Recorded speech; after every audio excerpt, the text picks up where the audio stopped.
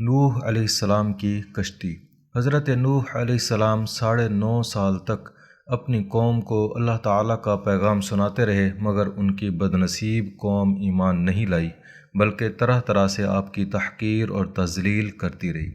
اور قسم قسم کی اذیتوں اور تکلیفوں سے آپ کو ستاتی رہی، یہاں تک کہ کئی بار ان ظالموں نے آپ کو اس قدر زد و کوب کیا کہ آپ کو مردہ خیال کر کے کپڑوں میں لپیٹ کر مکان میں ڈال دیا، مگر آپ پھر مکان سے نکل کر دین کی تبلیغ فرمانے لگے۔ اسی طرح بارہا آپ کا گلا گھونٹتے رہے، یہاں تک کہ آپ کا دم گھٹنے لگا اور آپ بے ہوش ہو جاتے، مگر ان ایذاؤں اور مصیبتوں پر بھی آپ یہی دعا فرمایا کرتے تھے کہ اے میرے پروردگار، تو میری قوم کو بخش دے اور ہدایت عطا فرما، کیونکہ یہ مجھ کو نہیں جانتے۔ اور قوم کا یہ حال تھا کہ ہر بوڑھا باپ اپنے بچوں کو یہ وصیت کر کے مرتا تھا کہ نوح علیہ السلام بہت پرانے پاگل ہیں، اس لیے کوئی ان کی باتوں کو نہ سنے اور نہ ان کی باتوں پر دھیان دے، یہاں تک کہ ایک دن یہ وحی نازل ہو گئی کہ اے نوح، اب تک جو لوگ مومن ہو چکے ہیں ان کے سوا اور دوسرے لوگ کبھی ہرگز ایمان نہیں لائیں گے۔ اس کے بعد آپ اپنی قوم کے ایمان لانے سے نا امید ہو گئے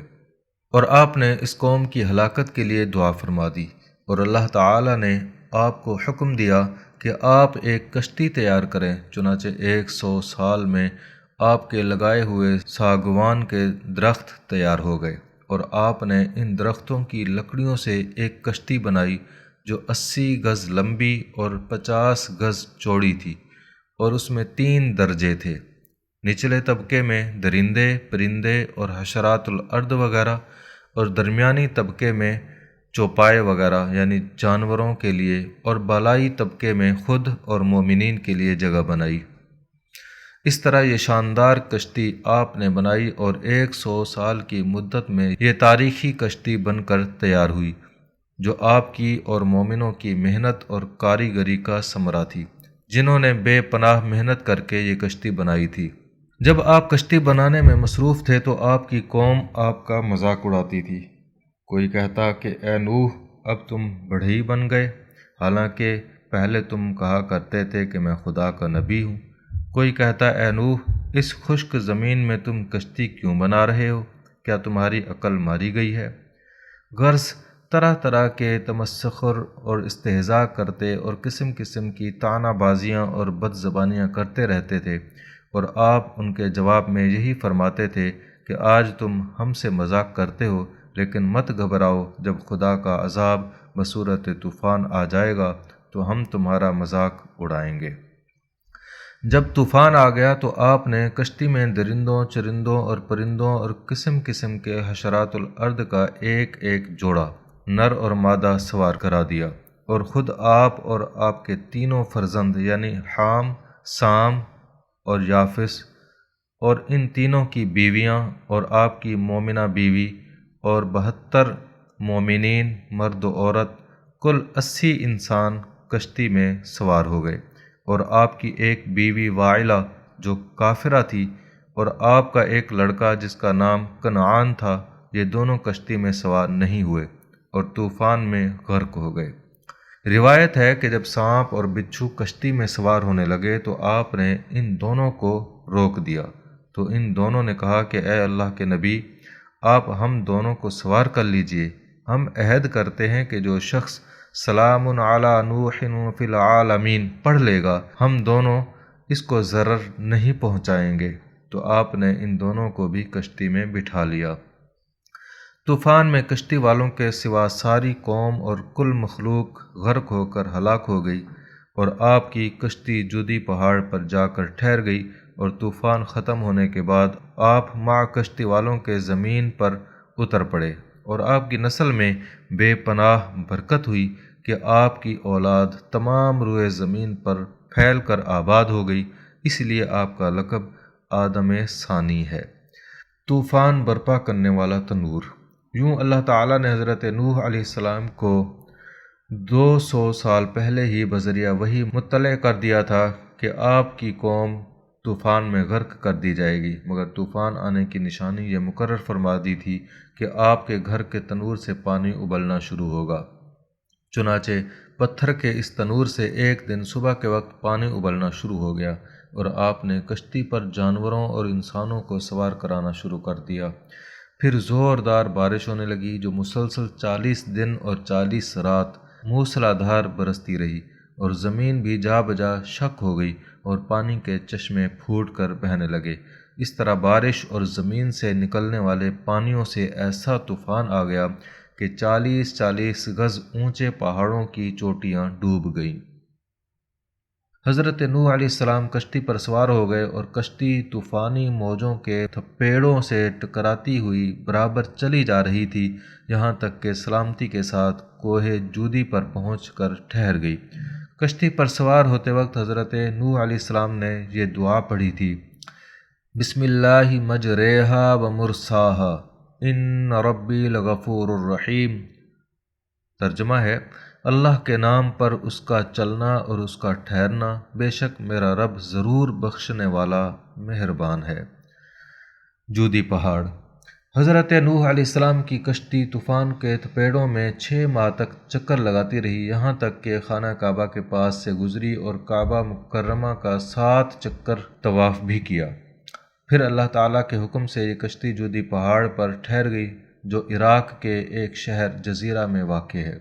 روایت ہے کہ اللہ تعالیٰ نے ہر پہاڑ کی طرف یہ وحی کی کہ حضرت نوح علیہ السلام کی کشتی کسی ایک پہاڑ پر ٹھہرے گی، تو تمام پہاڑوں نے تکبر کیا، لیکن جودی پہاڑ نے تواضع اور عاجزی کا اظہار کیا تو اللہ تعالیٰ نے اس کو یہ شرف بخشا کہ کشتی جودی پہاڑ پر ٹھہری۔ اور ایک روایت ہے کہ بہت دنوں تک اس کشتی کی لکڑیاں اور تختے باقی رہے تھے، یہاں تک کہ اگلی امتوں کے بعض لوگوں نے اس کشتی کے تختوں کو جودی پہاڑ پر دیکھا تھا۔ محرم کی 10ویں تاریخ عاشوراء کے دن یہ کشتی جودی پہاڑ پر ٹھہری، چنانچہ اس تاریخ کو کشتی کی تمام مخلوق یعنی انسان اور وحوش و طیور وغیرہ سبھی نے شکرانہ کا روزہ رکھا، اور حضرت نوح علیہ السلام نے کشتی سے اتر کر سب سے پہلی جو بستی بسائی اس کا نام سمانین رکھا۔ عربی زبان میں سمانین کے معنی 80 ہوتے ہیں، چونکہ کشتی میں 80 آدمی تھے اس لیے اس گاؤں کا نام سمانین رکھ دیا گیا۔ حضرت نوح علیہ السلام کا ایک بیٹا جس کا نام کنعان تھا، وہ صدقے دل سے آپ پر ایمان نہیں لایا تھا، بلکہ وہ منافق تھا اور اپنے کفر کو چھپائے رکھتا تھا، لیکن طوفان کے وقت اس نے اپنے کفر کو ظاہر کر دیا۔ حضرت نوح علیہ السلام نے کشتی پر سوار ہوتے وقت اس کو بلایا اور فرمایا کہ میرے پیارے بیٹے، تم کشتی پر سوار ہو جاؤ اور کافروں کا ساتھ چھوڑ دو۔ تو اس نے کہا کہ میں طوفان میں پہاڑوں پر چڑھ کر پناہ لے لوں گا۔ تو آپ نے بڑی دل سوزی کے ساتھ فرمایا کہ بیٹا، آج خدا کے عذاب سے کوئی کسی کو نہیں بچا سکتا،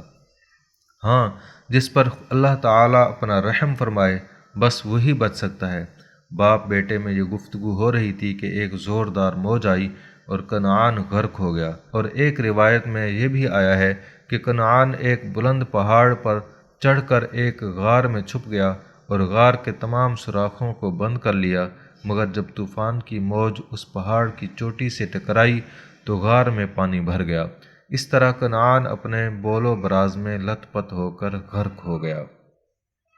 بول و براز مطلب پیشاب اور پاخانہ میں لت پت ہو کر غرق ہو گیا۔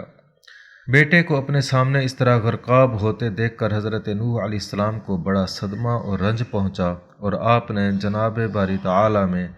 عرض کیا، یعنی اللہ تعالیٰ کی بارگاہ میں عرض کیا کہ اے میرے پروردگار، میرا بیٹا کنعان تو میرے گھر والوں میں سے ہے اور تیرا وعدہ سچا ہے اور تو احکم الحاکمین ہے۔ تو اللہ تعالیٰ نے فرمایا کہ اے نوح، یہ آپ کا بیٹا کنعان آپ کے ان گھر والوں میں سے نہیں ہے جن کو بچانے کا ہم نے وعدہ کیا تھا، لہٰذا اے نوح تمہارا یہ سوال ٹھیک نہیں ہے، اس لیے تم مجھ سے ایسی کسی بات کا سوال نہ کرو جس کا تمہیں علم نہیں ہے۔ تو حضرت نوح علیہ السلام نے کہا کہ اے میرے پروردگار، میں تیری پناہ مانگتا ہوں کہ میں تجھ سے کسی ایسی بات کا سوال کروں جو مجھے معلوم نہیں ہے، اور اگر تو مجھے معاف فرما کر رحم نہ فرمائے گا تو میں نقصان میں پڑ جاؤں گا۔ طوفان ختم کیسے ہوا؟ جب حضرت نوح علیہ السلام کی کشتی جودی پہاڑ پر پہنچ کر ٹھہر گئی اور سب کفار غرق ہو کر فنا ہو چکے تو اللہ تعالیٰ نے زمین کو حکم دیا کہ اے زمین، جتنا پانی تجھ سے چشموں کی صورت میں نکلا ہے تو ان سب پانیوں کو پی لے، اور اے آسمان تو اپنی بارش بند کر دے۔ چنانچہ پانی گھٹنا شروع ہو گیا اور طوفان ختم ہو گیا۔ پھر اللہ تعالیٰ نے حضرت نوح علیہ السلام کو حکم دیا کہ اے نوح، آپ کشتی سے اتر جائیے، اللہ کی طرف سے سلامتی اور برکتیں آپ پر بھی ہیں اور ان لوگوں پر بھی ہیں جو کشتی میں آپ کے ساتھ رہے۔ حدیث شریف میں آیا ہے کہ حضرت نوح علیہ السلام نے روئے زمین کی خبر لانے کے لیے کسی کو بھیجنے کا ارادہ فرمایا تو سب سے پہلے مرغی نے کہا کہ میں روئے زمین کی خبر لاؤں گی، تو آپ نے اس کو پکڑ لیا اور اس کے بازوؤں پر مہر لگا کر فرمایا کہ تجھ پر میری مہر ہے، تو پرند ہوتے ہوئے بھی لمبی اڑان نہ اڑ سکے گی اور میری امت تجھ سے فائدہ اٹھائے گی۔ پھر آپ نے کوے کو بھیجا تو وہ ایک مردار دیکھ کر اس پر گر پڑا اور واپس نہیں آیا، تو آپ نے اس پر لعنت فرما دی اور اس کے لیے بد دعا فرما دی کہ وہ ہمیشہ خوف میں مبتلا رہے۔ چنانچہ کوے کو حل و حرم میں کہیں بھی پناہ نہیں ہے۔ پھر آپ نے کبوتر کو بھیجا تو وہ زمین پر نہیں اترا بلکہ ملک سبا سے زیتون کی ایک پتی چونچ میں لے کر آ گیا، تو آپ نے فرمایا کہ تم زمین پر نہیں اترے، اس لیے پھر جاؤ اور روئے زمین کی خبر لاؤ۔ تو کبوتر دوبارہ روانہ ہوا اور مکہ مکرمہ میں حرم کعبہ کی زمین پر اترا اور دیکھ لیا کہ پانی زمین حرم سے ختم ہو چکا ہے اور سرخ رنگ کی مٹی ظاہر ہو گئی ہے۔ کبوتر کے دونوں پاؤں سرخ مٹی سے رنگین ہو گئے اور وہ اسی حالت میں حضرت نوح علیہ السلام کے پاس واپس آ گیا اور عرض کیا کہ اے خدا کے پیغمبر، آپ میرے گلے میں ایک خوبصورت توق عطا فرمائیے اور میرے پاؤں میں سرخ خضاب مرحمت فرمائیے اور مجھے زمین حرم میں سکونت کا شرف عطا فرمائیے۔ چنانچہ حضرت نوح علیہ السلام نے کبوتر کے سر پر دست شفقت پھیرا اور اس کے لیے یہ دعا فرما دی کہ اس کے گلے میں دھاری کا ایک خوبصورت ہار پڑا رہے اور اس کے پاؤں سرخ ہو جائیں اور اس کی نسل میں خیر و برکت رہے اور اس کو زمین حرم میں سکونت کا شرف ملے۔ حضرت نوح علیہ السلام کے اس واقعے میں بڑی بڑی عبرتوں کے سامان ہیں جن کے انوار و تجلیات سے قلوب مومنین پر ایسی ایمانی روشنی پڑتی ہے جس سے مومنین کا سینہ نور عرفان و جلوہ ایمان سے منور اور روشن ہو جاتا ہے۔ چند تجلیوں کی نشاندہی حاضر ہے۔ نمبر 1، حضرت نوح علیہ السلام 950 سال تک اپنی قوم کی ایذا رسانیوں سے دل خراش طعنوں اور گالیوں کے باوجود صبر و تحمل کے ساتھ اپنی قوم کو ہدایت کا درس دیتے رہے، اور جب تک ان پر وحی نہیں آ گئی کہ یہ لوگ ایمان نہیں لائیں گے، اس وقت تک آپ برابر یعنی مسلسل ہدایت کا وعظ سناتے رہے۔ جب بذریعہ وحی آپ ان لوگوں کے ایمان سے مایوس ہو گئے تو آپ نے ان ظالموں کے لیے ہلاکت کی دعا فرمائی۔ قوم مسلم کے واعظوں اور ہادیوں کے لیے حضرت نوح علیہ السلام کا اسوہ حسنہ چراغ ہدایت و منارہ نور ہے کہ وہ بھی صبر و استقلال کے ساتھ برابر تبلیغ و ارشاد کا کام جاری رکھیں۔ نمبر 2، حضرت نوح علیہ السلام اور مومنین طوفان کے عظیم سیلاب میں جبکہ طوفان کی موجیں پہاڑوں کی طرح سر اٹھا رہی تھیں، کشتی پر سوار تھے اور طوفانی موجوں کے سیلاب عظیم میں ایک تنکے کی طرح یہ کشتی ہچکولے کھاتی چلی جا رہی تھی، مگر حضرت نوح علیہ السلام اور مومنین توکل کی ایسی منزل بلند میں تھے کہ نہ ان لوگوں کو کوئی گھبراہٹ تھی نہ کوئی پریشانی۔ اس میں مومنین کے لیے یہ ہدایت ہے کہ بڑی سے بڑی مصیبت کے وقت میں بھی مومن کو اللہ تعالیٰ پر بھروسہ رکھ کر مطمئن رہنا چاہیے۔ نمبر 3، حضرت نوح علیہ السلام کا بیٹا کنعان کافر تھا۔ اس سے پتہ چلتا ہے کہ نیکوں کی اولاد کے لیے یہ ضروری نہیں ہے کہ وہ نیک ہی ہوں، بروں کی اولاد اچھی اور اچھوں کی اولاد بری ہو سکتی ہے۔ یہ اللہ تعالیٰ کی مشیت اور مرضی پر موقوف ہے، وہ جس کو چاہے اچھا بنا دے اور جس کو چاہے برا بنا دے۔